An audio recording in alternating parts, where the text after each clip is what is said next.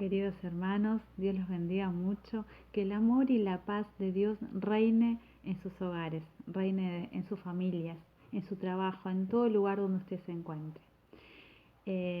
Bueno, en esta mañana vamos a leer varios pasajes. Yo le voy a pedir que usted esté atento a la palabra de Dios, atento a lo que Dios nos quiere enseñar en esta mañana. Amén.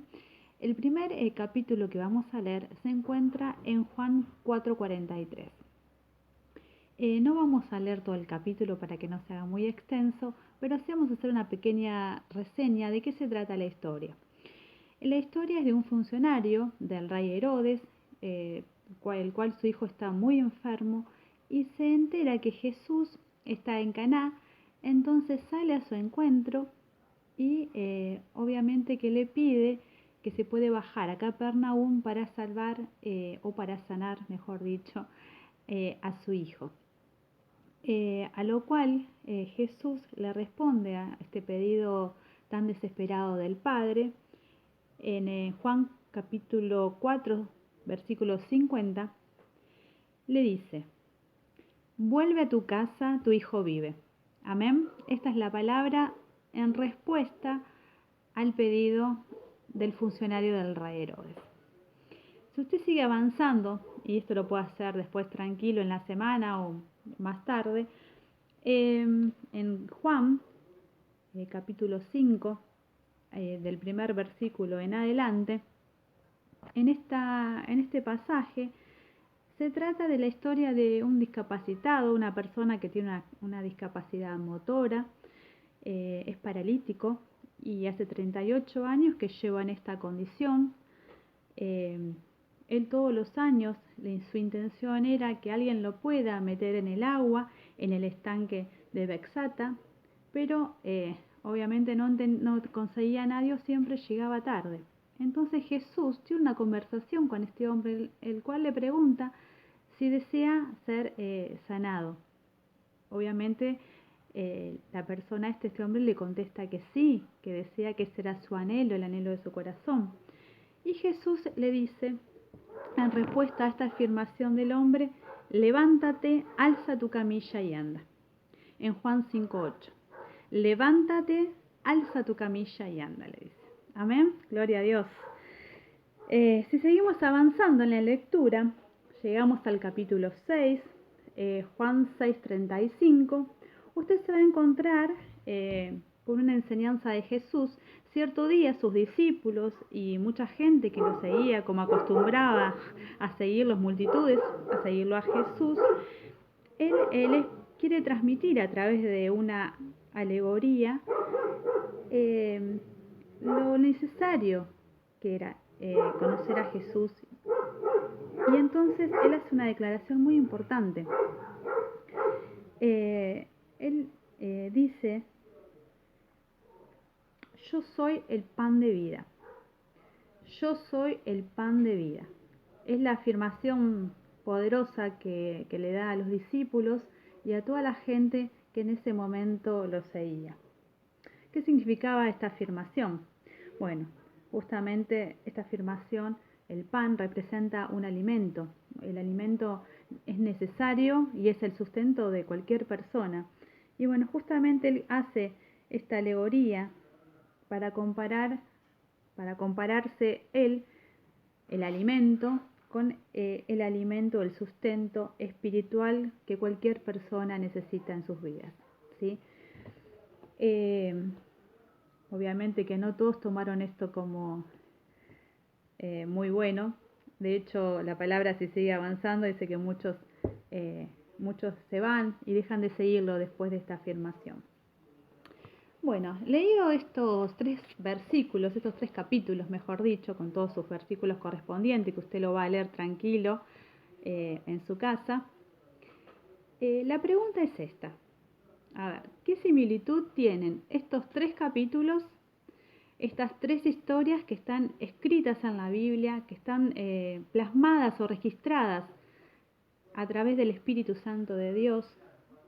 A ver, ¿qué puede sacar usted? ¿Qué de parecido o qué le llamó la atención? Le doy unos instantes para que piense. Usted me puede decir los milagros de Jesús, Sí, me puede decir la enseñanza de Jesús en el pan también. Pero hoy no nos vamos a centrar en eso. Hoy particularmente nos vamos a centrar en las respuestas de Jesús, en la palabra transmitida, dicha por Jesús, en la palabra en sí. En Juan 4:43, en el primer capítulo que leímos del funcionario de Herodes, Jesús le dijo al funcionario, cuyo hijo estaba muriendo, su hijo estaba muy enfermo: vete a tu casa, tu hijo vive. Ni siquiera fue necesario decirle tu hijo está sano. La palabra de Jesús ya tenía poder en sí misma. Tu hijo vive, gloria a Dios, tu hijo vive.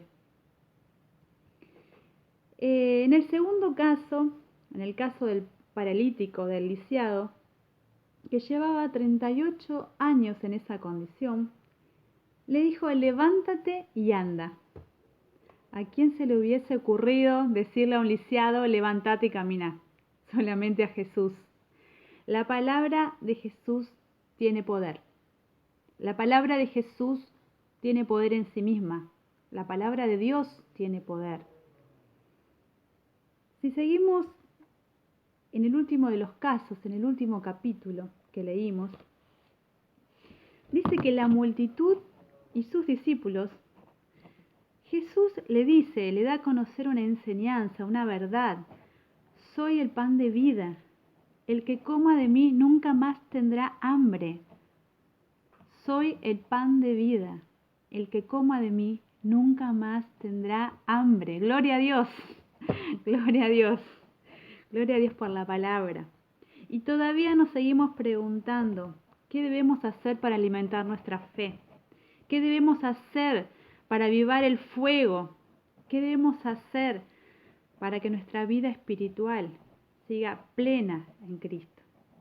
Mire si la palabra de Dios no tiene poder en sí misma. Querido hermano, en esta mañana mi reflexión es la siguiente. Lo que el Señor ha hablado a mi corazón justamente es eso, que la palabra de Dios, la palabra de Jesús, tiene poder en sí misma. Muchas veces menospreciamos la palabra del Señor. Muchas veces le restamos importancia a la palabra de Dios. Muchas veces lo vemos como frases bonitas, como qué lindas historias. Restamos importancia. Como si fuera algo ligero, lo tomamos a la ligera. La palabra de Dios nos enseña. La palabra que está aquí en la Biblia, la palabra del Señor, tiene poder en sí. Y yo le voy a invitar a que leamos el último pasaje, en Hebreos 4:12. Dice así la palabra del Señor: porque la palabra de Dios es viva, es eficaz, es más cortante que espada de 2 filos, penetra a partir del alma y del espíritu, en las coyunturas, en los tuétanos, y discierne los pensamientos y las intenciones del corazón. Gloria a Dios, gloria al Señor por la palabra, gloria a Dios por la palabra de Dios que tiene poder.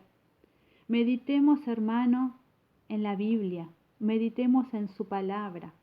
Pidámosle sabiduría al Espíritu Santo, el cual discierne todas las cosas. Pidamos que Él nos guíe. Si hay algo que no podemos entender, que el Señor nos guíe, que el Espíritu Santo nos guíe. La palabra del Señor dice: yo soy tu pastor, dice Jesús. Yo soy tu pastor. Yo te guío, no te abandono, yo estoy contigo. Y seguimos andando desorientados. Seguimos sin saber qué hacer. Pidamos al Señor. El Señor, la palabra de Dios dice: Jesús es nuestro pastor. La palabra del Señor dice: te bendeciré y serás de bendición. Gloria a Dios. Gloria a Dios por su palabra. Te bendeciré y serás de bendición. Hermanos, yo los invito a que usted reflexione todos los días en la palabra de Dios, que usted lea la Biblia, que usted no tome la palabra del Señor a la ligera. Dice que la palabra de Dios es viva, es eficaz. La palabra de Jesús tenía poder, tiene poder. El mismo nombre de Jesucristo tiene poder. Y a veces lo utilizamos como si nada, a la ligera, hermano.